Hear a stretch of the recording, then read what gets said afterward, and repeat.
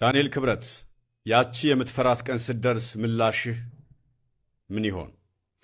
ትላንት የተደረገውን የዳንኤል ክብረት አሳፋሪ የቤተ መንግሥት ተግባር ልንገራችሁ።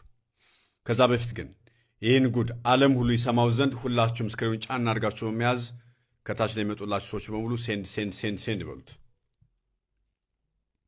በሀገራችን ኢትዮጵያ ግማደ መስቀሉም ታቦተ ጽዮን እንዲሁም የንጉሥ ሰለሞን ቀለበት ሳይቀር አለ ተብሎ ይታመናል።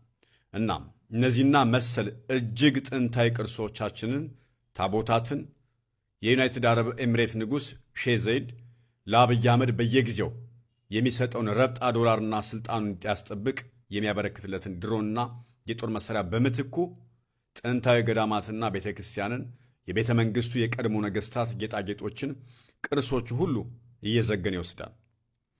አብይም በሀገሪቱ ውስጥ ያሉ ጥንታዊ ገዳማትን ቤተ ክርስቲያናትን ሁሉ እያደነም እየዘረፈ ይሰጠዋል። ለዚህ ዝርፊያ ደግሞ ከፍተኛውን ድርሻ የሚወጣው ዳንኤል ክስረት ነው። ዳንኤል ክብረት ከቤተ ክርስቲያን ጋር ያለውን ቅርበት በመጠቀም ጥንታዊ ንዋየ ቅዱሳን የት እንደሚገኙ ታቦታቱ ምን ውስጥ እንዳሉ እያጠና ጥቆማ የሚሰጥ እሱ እንደሆነ ካህናት ሳይቀሩ መስክረዋል። ከ500 ዓመት በላይ ታሪክ የነበራትን የአንጋር ቁስቋም ቤተ ክርስቲያን ትላንት ማታ ሙሉ በሙሉ በአገዛዙ ወታደሮች ተዘርፋ መቃጠሏ ተነግሯል።